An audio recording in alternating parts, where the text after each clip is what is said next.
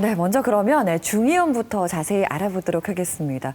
흔히 겨울철에 많이 발생한다고 들었거든요. 실제로 그렇습니까? 네, 그렇습니다. 이 중이염의 발생은 감기의 발생 빈도와 거의 일치하는 비슷한 부분으로 발생하게 되는데, 감기는 1년 내내 발생하지 않습니까? 네. 하지만 그 늦가을이나 겨울에 이 발생 빈도가 늘어나기 때문에 비례해서 이 중이염도 많이 늘어나게 되죠. 네. 아무래도 이제 귀와 코가 연결이 돼 있기 때문에 겨울철에 발생 빈도가 높다고 말씀을 해주셨는데요. 그렇다면 이어폰 사용은 어떤지를 좀 여쭤봐야 될 것 같아요. 요새 이어폰 정말 많이 사용하잖아요. 네. 결론부터 말씀을 드리면 그 이어폰 사용과 중이염은 거의 관련이 없습니다. 아, 예. 그렇군요. 이 이어폰을 사용하시게 되면 그 귓구멍 피부를 이 이어폰으로 막게 되면 이 귓구멍에 있는 피부가 정상적으로 이게 숨을 편하게 쉬지를 못하는 거죠. 귀에서 생기는 각질이나 귀지 같은 분비물 같은 것이 이제 귓구멍 속에 이어폰 때문에 빠져나오지 못하고 이제 네. 쌓여 있게 되고, 그것이 나중에 이제 진물처럼 이제 귀에서 밖으로 나오게 되는데, 이제 이런 형태를 이제 웨이도염이라고 저희가 부르죠. 예. 아, 그렇군요. 중이염이라는 게 말 그대로 귀 속에 염증이 생기는 거잖아요. 왜 염증이 생기는지 알아보려면 일단 귀가 어떻게 생겼는지부터 좀 알아봐야 될 것 같아요. 좀 자세하게 설명을 해 주시죠. 예, 그림을 보면서 이제 귀의 구조를 간단히 네. 말씀을 드리겠습니다.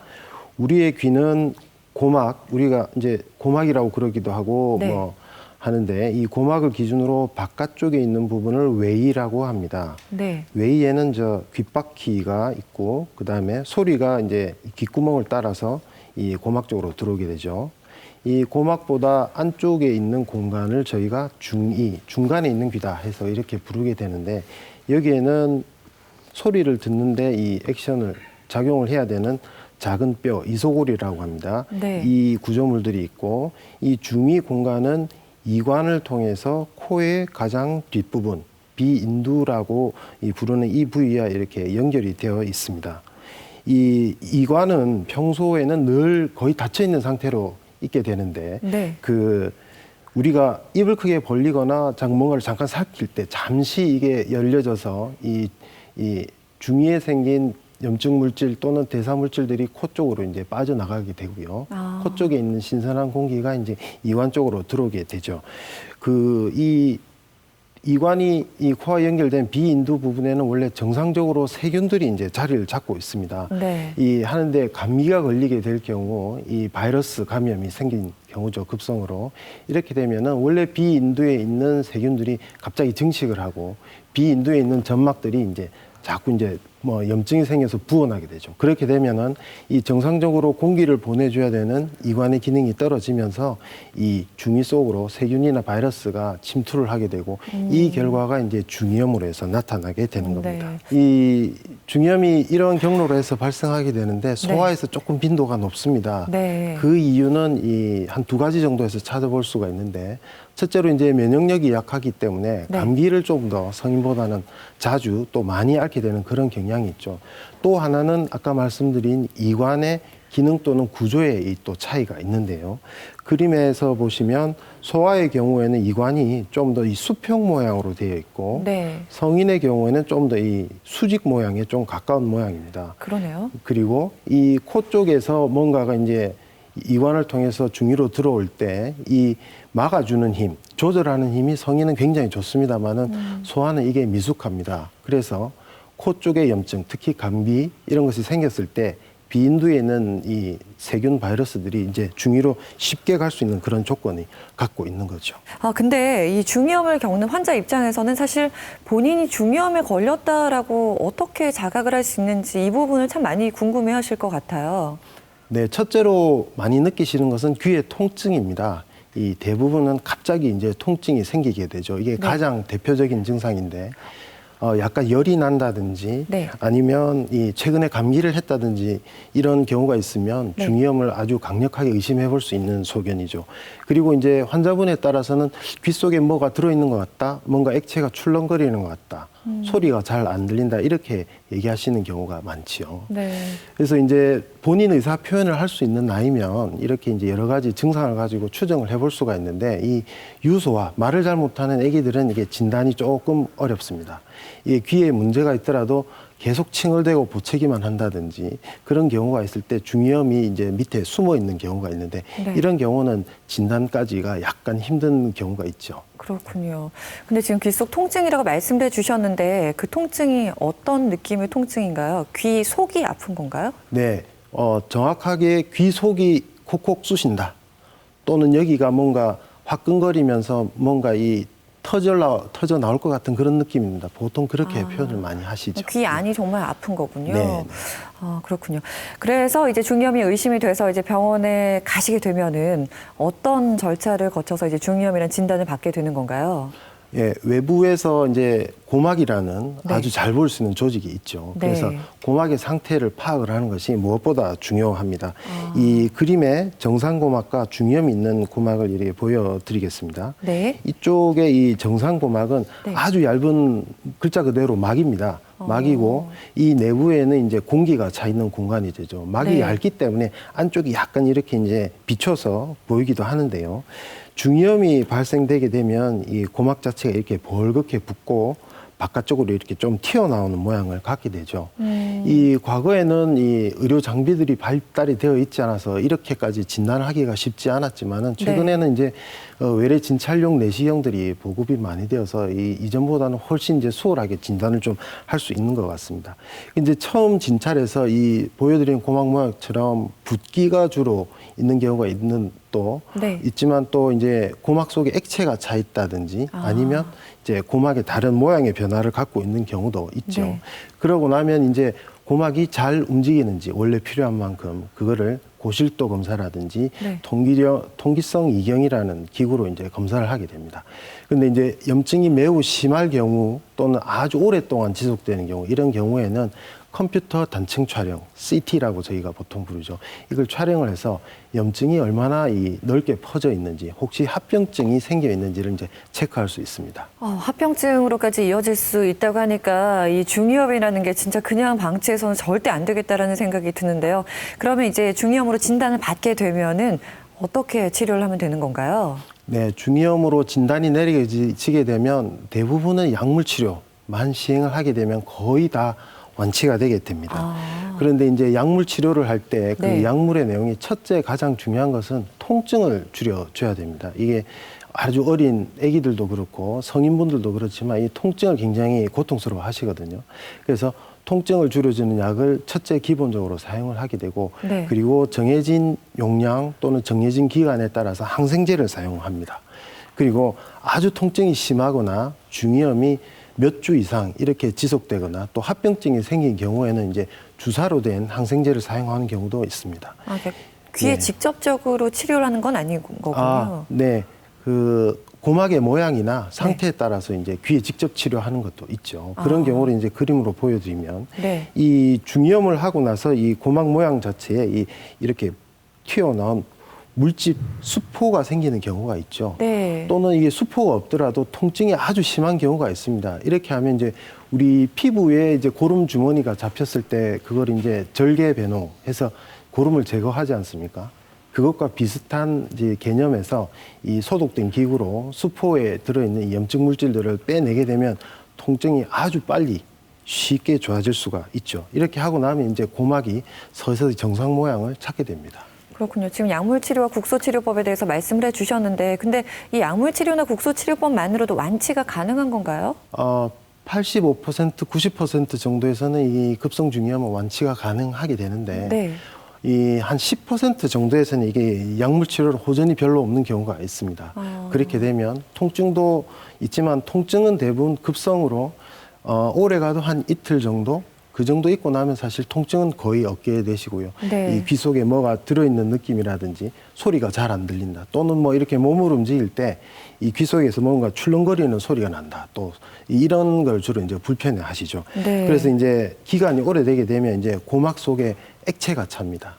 그것을 우리 이제 삼출성 중이염이다 이렇게 얘기하는데요. 이 그림을 보시면 이 중이염을 급하게 앓고 나면 이렇게 노란색의 액체가 흰 고막 속에 차게 됩니다. 이렇게 되면 이 저절로 좋아지는 경우도 있지만은 이 아주 조그마한 튜브를 이용해서 이 튜브가 이관이 해야 되는 일을 대신하도록 해주는 거죠. 아, 이건 수술인 거군요. 아주 간단한 시술 정도라고 보시면 됩니다. 이게 네. 이제 의사소통이 되고 이제 협조가 되면 외래 진찰 의자에서 고막 부위만 얕게 마취를 해서 시행할 수가 있는데 이 고막에 절개를 해서 이 중위에 고여 있는 액체들을 빼내고 네. 이 조그마한 튜브를 넣게 되죠. 그렇게 하면 이 튜브가 이 정상으로 이관이 해야 되는 역할을 대신하게 됩니다. 고막 속에 고인 이 액체를 이제 밖으로 빠져나오도록 만들고 이 바깥쪽에 신선한 공기가 튜브를 통해서 고막 안으로 들어가서 이 고막 속의 염증이 줄어들 수 있는 그런 효과를 노리게 되고요. 이 튜브는 대부분 이제 6개월에서 10개월 정도 이 속에서 그런 이관 대신에 일을 하게 되고 네. 이 조직이 다시 이제 재생하게 되고 염증이 없어지면 저절로 밖으로 빠져서 저절로 없어지고 고막은 대부분 저절로 닫히게 됩니다. 아, 그렇군요. 실제로 중이염 때문에 수술을 받으신 분이 저희 스튜디오에 나와주셨습니다. 저희가 보다도 좀 자세히 여쭤보도록 하겠습니다. 어서 오십시오. 안녕하세요. 네, 반갑습니다. 아니, 처음에 어떻게 중이염인 줄 알고 병원에 가셨어요? 저는 뒷목이 뻣뻣하고 네. 귀에서 진물이 나오더라고요. 아, 그래서 처음에는 다른 병원에 가서 네. 진료를 받았는데요. 네. 약물 치료를 2주 동안 했는데도 별 호전이 없어서 네. 대학병원에 가서 검사를 받고 검사를 받았는데 네. 귀에 고막에 구멍이 나 있고 아, 염증이 많이 퍼져 있다고 하더라고요. 네. 그래서 수술을 받게 됐는데요. 네. 그러셔서 이제 수술을 받으시니까 어떠세요, 지금은요? 지금은 잘 들리고요. 네. 이제 아주 귀가 편안합니다. 아, 그렇군요. 예, 진물 나오는 것도 없고요. 아, 다행입니다. 네, 오늘 나와주셔서 감사합니다. 네, 이분 같은 경우는 지금 고막에 구멍이 났다고 말씀을 해주셨어요. 그러면 상대가 꽤 심각한 거 아니었나요? 급성 중이염을 앓고 나신 분 중에 네. 5% 정도는 이게 염증이 오래가는 만성화 과정을 거치게 됩니다. 그렇게 되면 대부분은 고막에 구멍이 나거나 이런 문제들이 생기게 되는데요. 이 그림을 보시면 네. 이 염증을 오래 하게 돼서 이 중간 부분에 동그란 이런 이제 고막에 구멍이 생기는 분들이 있죠. 이렇게 네. 되면은 정상적으로 고막이 해야 되는 일, 소리를 전달하고 그 몸 바깥의 이물질이 귀로 들어갔을 때 염증이 생기지 않도록 막아주는 일, 이 두 가지 기능이 이제 떨어지게 됩니다.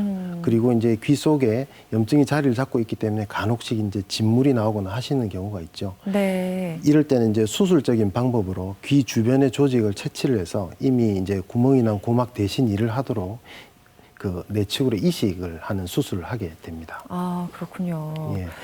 그래서 지금 고막에 천공이 난 상황까지 지금 말씀을 해주셨는데, 근데 이 중이염 같은 경우에 아까 급성 중이염이 있다고 말씀을 해주셨잖아요. 이게 얼마나 빨리 진행이 되길래 급성이라는 말이 앞에 붙어 있는 건가요?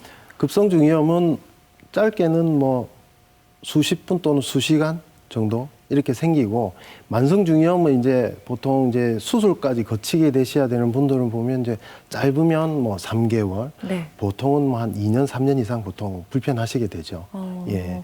그래서 이제 수술적 치료가 필요하겠다 또는 이 중이염을 너무 오래 앓으셔서 약물 치료로 완치가 안 될 것 같다 하는 경우는 이제 CT 촬영을 하게 됩니다. 그러면 여기 그림에 보시듯이 이 귀 뒤쪽에 자리를 잡고 있는 유양돌기라는 부위가 있습니다. 네. 이 부위에 이 정상적으로 이제 까만 색깔의 이제 공기가 차 있어야 되는데 이 회색의 염증들로 이제 그 자리가 이제 바뀐 걸 알 수가 있고 뼈도 이렇게 많이 두꺼워져 있죠. 네. 예, 이런 과정까지 오게 되면은 이제 이 귀 뒤에 수술 시에 이제 귀 뒤에 큰 절개를 해서 이 염증이 생겨 있는 뼈를 제거를 합니다. 그렇게 하고 나면 이렇게 이제 뼈 속에 이 새카만 건강한 공기가 차 있을 수 있는 이런 공간을 만들어 주죠. 이런 수술을 하게 되는 분도 있고요.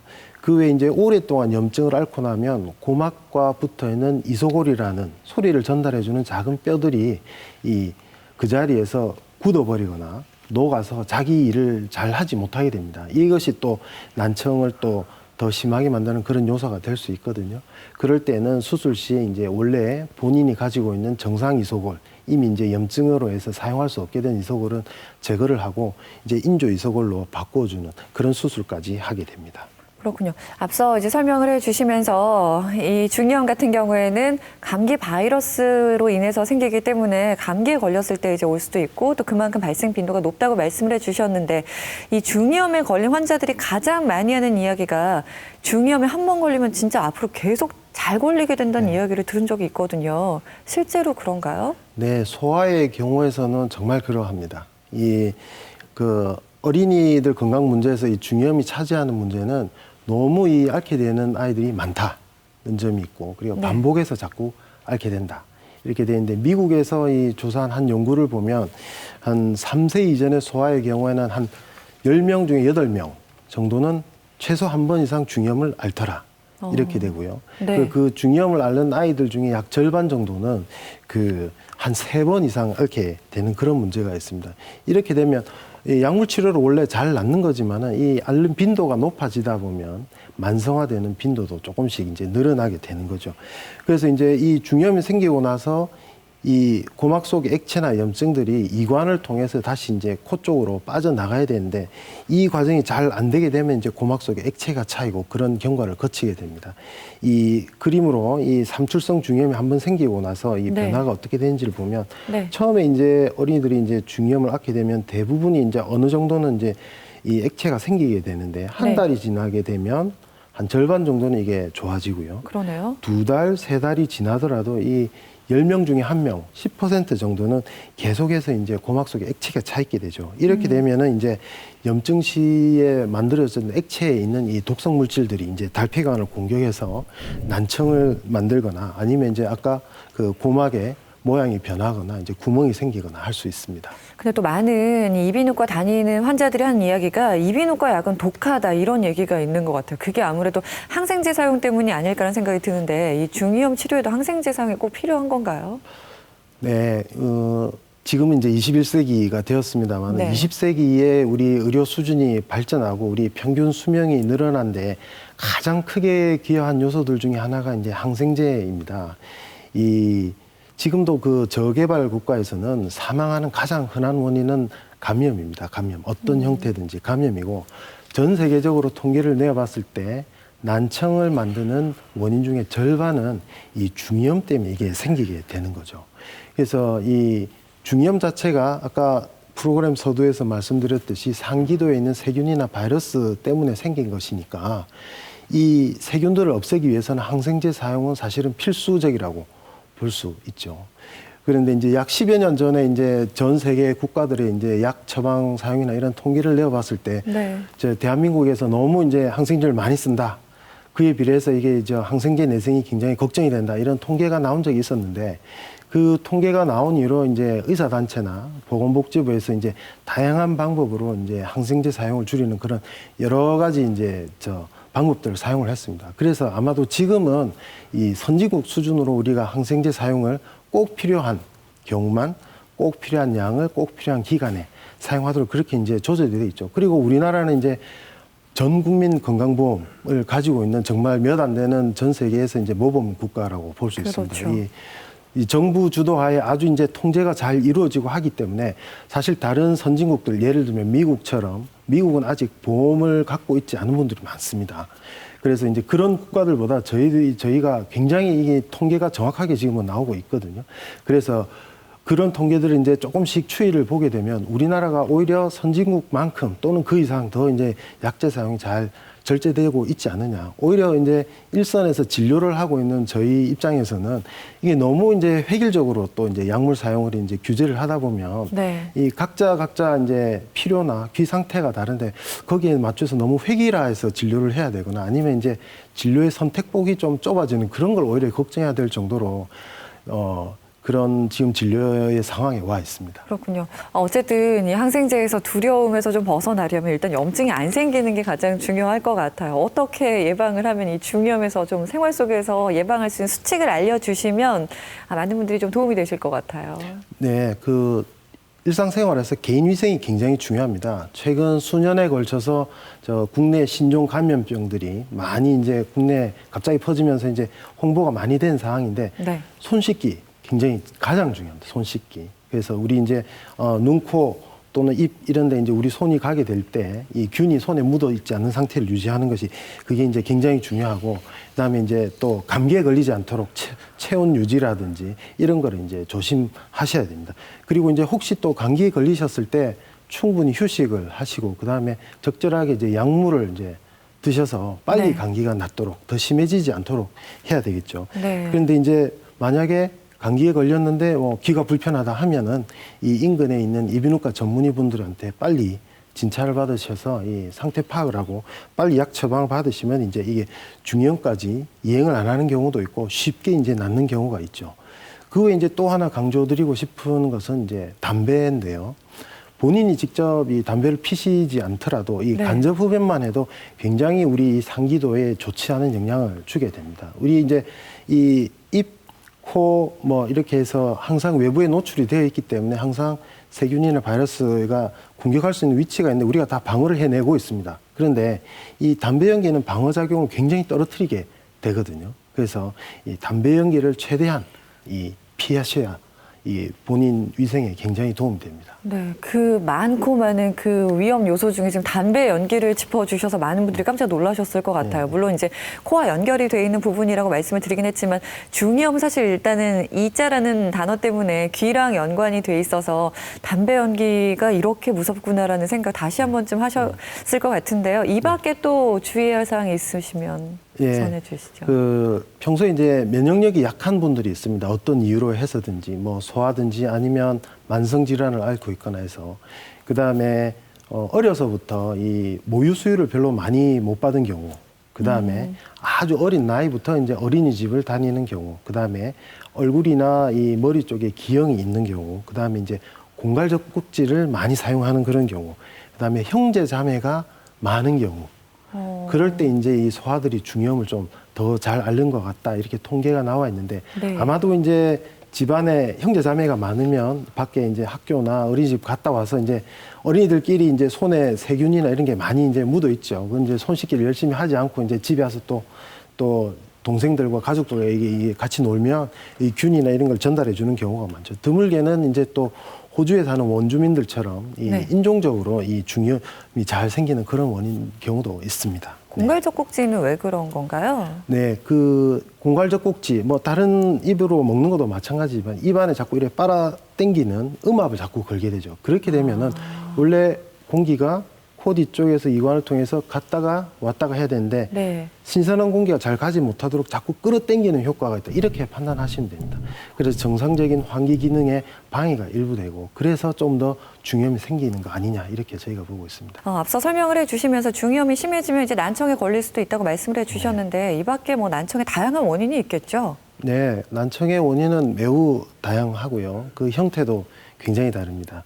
먼저 그 청력에 대한 말씀을 먼저 좀 드려야 될 것 같은데 네. 우리가 소리를 어떻게 듣게 되느냐, 그 과정이 있고 그다음에 이제 난청이라는 것은 결국 소리를 잘 못 듣는 것 이렇게 간단하게는 그렇게 이제 말씀을 드릴 수가 있죠.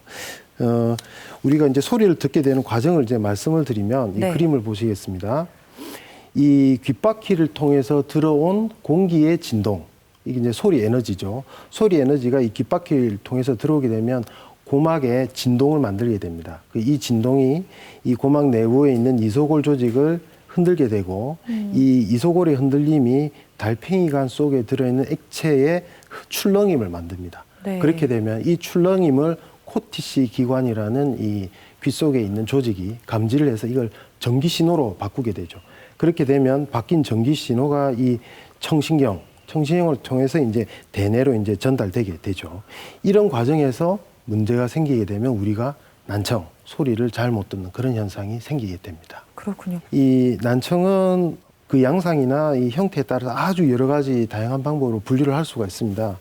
고막에서 달팽이관까지 소리가 잘 전달되지 않는 경우는 이제 전음성 난청이라고 합니다.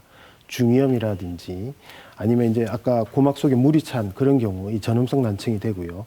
그 외에도 달팽이관 또는 소리 듣는 신경, 이 부위에 이상이 생겨서 소리를 잘 못 듣는 것은 이제 감각신경성 난청이라고 하죠. 그다음에 한쪽 귀가 잘 안 들리면 편측성, 네. 양쪽 귀가 잘 안 들리면 양측성 난청이라고 부르게 되고 태어날 때부터 소리가 잘 안 듣는 채로 태어나면 이제 선천성 난청 이렇게 부르게 되고 태어날 때는 청력이 좋았지만은 서서히가 나이가 들면서 이 난청이 생기는 경우는 이제 후천성 난청이라고 저희가 부르게 됩니다. 환경적인 영향을 많이 받은 예, 이유겠군요. 환경적인 이유가 많이 이제 작용을 하죠. 그리고 이제 난청이 생기는 속도에 따라서 한 이틀 또는 3일 이내 원래 잘 들리던 귀가 네. 갑자기 잘 안 들리시는 경우가 있죠. 그럴 때 이제 돌발성 난청인 경우가 많고요. 그 외에 수년에 걸쳐서 서서히 이제 청력이 나빠지는 경우가 이제 진행성 난청이 되게 되어 있습니다. 그 외에 이제 발생하는 원인에 따라서 이 유전자에 문제가 있어서 난청이 생기는 유전성 난청, 시끄러운 소리 때문에 생기는 소음성 난청, 연세가 드시면서 노화에서 생기는 노인성 난청, 그리고 이 결핵약이라든지 항암제라든지 이런 이 귀에 나쁜 영향을 줄 수 있는 약을 불가피하게 복용을 함으로써 생기게 되는 이독성 난청, 이렇게 다양한 원인이 있을 수 있습니다. 네, 난청의 원인에 따라 어떤 난청이 있는지 난청의 종류까지 설명을 해주셨는데요. 연령대를 한번 알아보도록 하겠습니다. 중이염은 이제 어린아이들에게서 많이 발병을 한다고 말씀을 해주셨는데 난청은 어떤가요? 네, 그 중이염에 의한 난청은 물론 이제 소아들에서부터 생길 수가 있죠. 근데 중이염이 만성화되게 되면 나이 드신 분들에게도 중이염 때문에 이제 난청이 생길 수가 있습니다. 그 이제 중이염이 생기게 되면 염증에 의해서 생길 때 이 독성 물질들이 생겨서 이제 달팽이관을 공격하고 이 달팽이관 기능이 떨어져서 이제 그 난청이 생길 수 있습니다. 그런데 이제 나이가 중장년층에서 나이가 드시면서부터 고혈압이나 당뇨 또는 이제 콩팥이 안 좋으시다든지 이런 만성 질환을 앓게 되시면 혈액 순환에 방해가 되고 이런 것들이 귀에도 다 안 좋은 영향을 미치게 됩니다. 그래서 이제 나이가 드시면서 생기는 그런 난청이 있고, 그다음에 아까 말씀드린 소음을 오래 들으시면서 이 생기는 난청, 소음성 난청이 있는데, 요즘 그 젊은 분들이 이제 이어폰 음악을 너무 크게 오랫동안 듣게 되면 그렇죠. 직업적인 것이 아니더라도 소음성 난청이 생길 수 있습니다. 그다음에 이제 평소에 술을 과하게 많이 드시거나 하는 경우에도 이 알코올이 이제 달팽이관의 이 기능을 떨어뜨리게 되거든요. 이것도 이제 이독성 난청의 일종이 되죠. 그리고 드물게는 이제 여성분들, 특히 중년 여성분들한테 이제 메니에르병 같은 그런 질병이 생기면 이게 없던 난청이 다시 생길 수 있습니다. 그렇군요. 뭐 다른 것들은 다 원인이 있지만 노인성 난청은 왜 생기는지 좀 여쭤봐야 될 것 같아요. 그만큼 많이 썼기 때문인가요? 네, 그렇죠. 네, 우리 그 몸의 감각 중에 눈으로 본다, 또는 귀로 소리를 듣는다, 또는 이제 입에 혀로 이제 우리가 맛을 안다, 냄새를 이렇게, 이 특수 감각 기관들인데요. 이게 일정 부분은 나이가 들면서 기능이 조금씩 떨어집니다. 이게 퇴화된다고 얘기를 하는데, 이 타고나기에 따라서 또 어떤 분들은 뭐 8순, 9순 거의 100세까지 네. 되시더라도 이제 시력이나 청력에 불편함이 없는 분이 있으신데, 이 빨리 이제 노인성 변화가 오게 되면 40대 후반, 50대 초반부터 벌써 약간씩 이제 소리가 좀 잘 안 들리거나 삐 하는 이명이 있어서 이제 불편하신 분들이 있죠. 그래서 네. 이제 그런 타고나는 부분들이 가장 크게 됩니다. 아, 네. 그렇군요. 타고난 것도 물론 중요하지만 앞서 말씀해 주신 것처럼 소음성 난청 같은 일상생활에서 많이 발생하는 소음 때문에도 난청이 온다고 말씀을 해 주셔서 이 부분은 어떻게 해결할 수 있는지, 우리가 생활 속에서 어떤 걸 좀 잘 지키면 이런 난청에서 좀 벗어날 수 있는지를 좀 알려주세요. 네. 난청을 피하는 가장 기본이고 중요한 것은 건강한 생활 습관입니다. 아마 여러 곳에서 뭐 비슷한 얘기를 많이 들으셨겠지만, 네. 균형되고 골고루 식사를 하시고, 그다음에 적절히 운동하셔야 되고요. 그다음에 이제 담배는 아까 말씀드렸듯이 굉장히 나쁩니다. 담배는 피시면 안 되고요. 근데 음주는 아주 소량씩 하시는 건 괜찮습니다. 근데 과음하시면은 이게 안 좋은 영향이 갈 수가 있죠. 네. 그다음에 그 만성질환, 고혈압이나 당뇨병이 있을 때 꾸준히 약 복용을 하시고 정기 검진을 잘 받으셔서 그 조절을 잘 하셔야 됩니다. 그리고 귀의 건강에 한 가지 더 필요한 것이 시끄러운 소음을 안 들으시도록 노력을 하셔야 되는 건데, 우리 일상생활에 소음이 굉장히 많습니다. 특히 도해지 생활에서는. 네. 우리가 통계를 한번 내봤는데요. 그림에 네. 여기 보여드리겠습니다. 우리가 비행기 소리는 거의 130데시벨, 이 소리를 측정하는 단위 데시벨로 네. 한 130데시벨 정도 되죠. 이제 콘서트장은 막 한 118, 120데시벨 정도 되는데, 이런 것들이 사실 귀에는 굉장히 충격이 큽니다. 그래서 이런 소리는 될 수 있으면 짧은 시간 동안 들으시는 게 좋겠죠. 놀라운 게 드라이기 같은 경우가 굉장히 데시벨이 높네요. 네, 그렇습니다. 네, 드라이기가 의외로 이제 굉장히 높으신데, 그래서 드라이기 사용을 하셔야 되니까 될 수 있으면 빠른 시간 유전으로 해서 하시는 게 좋을 것 같아요. 이게 아무래도 다른 소리보다는 귀에 가장 가까이 대고 사용하는 기기이기 때문이 아닐까라는 생각이 듭니다. 네. 그다음에 이제 아까 콘서트장 얘기를 잠깐 드렸는데 네.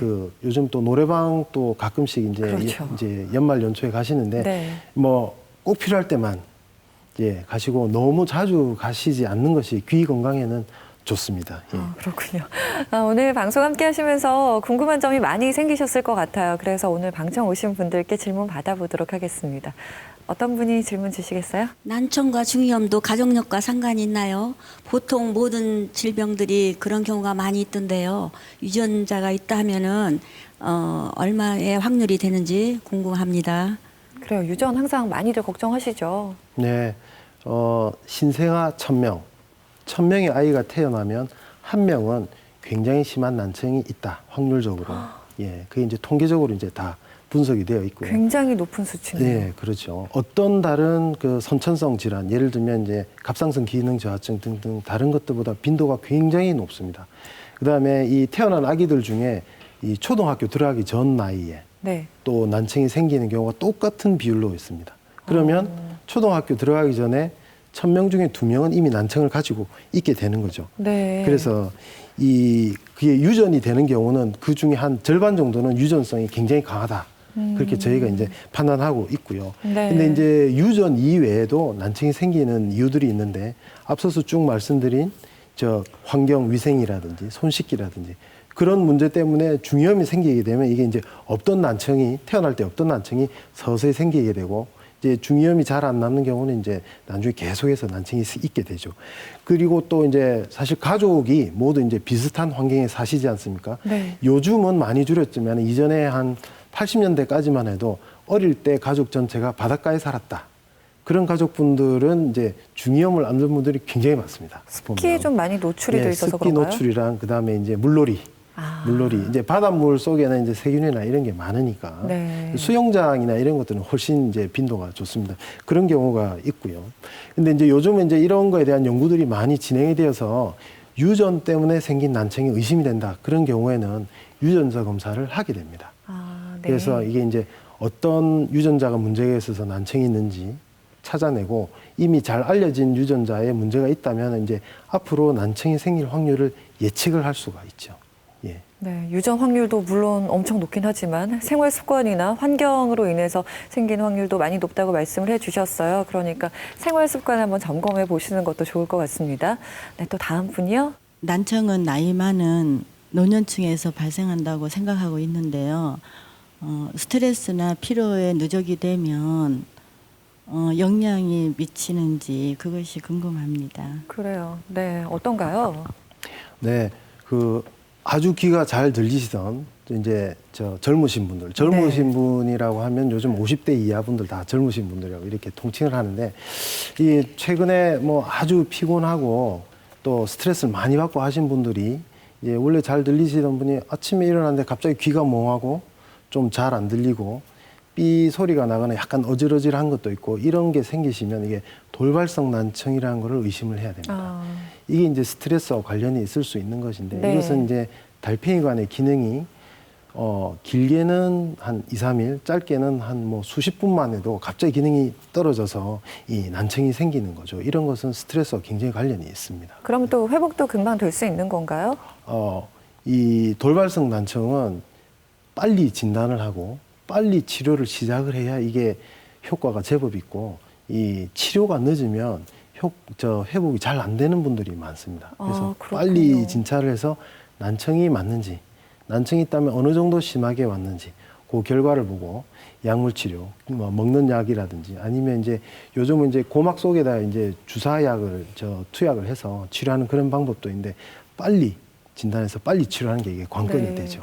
근데 사실 저 같아도요, 지금 갑자기 이렇게 잘 들리다가 안 들리면은 그냥 일시적으로 안 들리는 거겠지 하고 그냥 넘어가는 경우가 많이 있을 것 같아요. 근데 이 돌발성 난청 같은 경우는 빨리 또 병원에 가야 된다고 말씀을 해 주시는 거 보니까 본인이 좀 자각 증세를 잘 알고 있어야겠다는 생각이 들거든요. 어떤 증상이 나타나게 되는 건가요? 네, 일상생활에서 이 난청이 생겼을 때 빨리 이제 알아챌 수 있는 그런 방법들이 이제 여러 가지가 많이 소개되어 있습니다. 그걸 저 정리를 간단히 해봤는데요. 여기 그림에 정리를 해봤습니다. 네. 이 전화 통화를 하시는데 이전보다 뭔가 좀 불편하시다 그런 게 있을 때, 그리고 이 1대1로 대화를 할 때는 별 불편함이 없는데 동시에 여러 사람이 이렇게 모여서 대화를 할 때, 또는 이제 시끄러운 장소에서 소리를 잘 못 알아듣겠다 이런 게 있으실 때 이제 난청을 의심해 볼 수가 있고, 또 TV를 시청할 때 본인은 편안하게 듣고 있는데 같이 듣고 있는 사람들이 너무 소리가 크다, 음량을 줄여달라 이런 얘기를 들으시는 그런 경우. 그다음에 또 이제 남자분들하고 대화를 할 때는 괜찮은데 어린 애기들이라든지 여성분들하고 대화를 할 때 이 소리가 좀 구별이 잘 안 된다, 이런 경우는 이제 특히 고주파수 소리를 잘 못 들으시는 경우가 있기 때문에 그런 걸 조심을 하셔야 되고요. 그다음에 이제 평소에 이어폰을 사용하시는 분이더라면 네. 이제 음량을 평소에 쓰는 양으로 정해놓고 양쪽 귀를 바꿔가면서 이제 번갈아가면서 들으시면 이거 뭔가 평소보다 잘 안 들린다든지 뭔가 좀 안 좋은 느낌이 있다 하시면 이제 이게 난청 가능성이 있다고 판단을 하시면 되고, 네. 그다음에 전화 수화기를 양쪽 귀, 보통 한쪽 귀만 쓰시게 되죠. 그런데 그렇죠. 이제 양쪽 귀를 번갈아 가면서 이제 사용을 해보시고, 그 다음에 이제 우리 손목시계에 있는 그 초침, 작은 시계바늘 소리가 들리는 걸 이제 양쪽 귀에 이제 시계를 갖다 대어서 들어보면 이게 차이가 나면 난청이 있는지 일단은 본인이 이제 느낄 수가 있습니다. 그러면 이제 병원에 가게 되면 어떻게 치료를 받게 되는 건가요? 네, 그 전음성 난청, 이 소리가 고막에서 달팽이관까지 전달이 잘 못 되는 경우는 여러 가지 수술적 방법으로 청력이 좋아지시는 경우가 있습니다. 네. 그다음에 돌발성 난청 경우에는 짧은 기간 약물 치료를 강력하게 함으로써 한 3분 중에 2분 정도는 처음 안 좋을 때보다 청력이 회복이 일부 되시죠. 그리고 이제 평소 그 만성 질환 관리 이런 것도 중요하게 되고요. 또 항산화제 이런 것들이 이 난청을 예방하는데 일부 예방적인 효과가 있다, 이런 그 연구 결과를 내놓은 그룹들도 있습니다. 그런 걸 이제 조심하셔야 되고, 소음성 난청은 큰 소리를 듣지 않으시도록 귀마개 사용하는데 이제 조심하셔야 되고, 근데 약물 치료는 여기까지가 되고요. 이 감각 신경성 난청, 달팽이관 이상의 부위에서 난청이 온 경우에는 이 약물 치료가 반응이 없는 경우가 종종 있습니다. 그렇게 되면 이제 보청기를 사용하셔야 되거나, 이 난청이 아주 심하거나 이 보청기 사용에 어려움이 있으신 경우에는 이제 진찰 검사를 충분히 받아보고 인공 중위 이식 또는 인공 와우 이식 이런 수술들이 필요한 경우도 있습니다. 이제 보청기를 사용하시게 되면 네. 이게 이제 외관상 이게 보이게 되면 이제 본인의 이제 좀 기분이 조금 언짢으시거나 남들이 나를 보고 좀 안 좋은 인상을 가질까 해서 걱정을 하셔서 조그마한 보청기, 잘 안 보이는 보청기를 선호를 하십니다.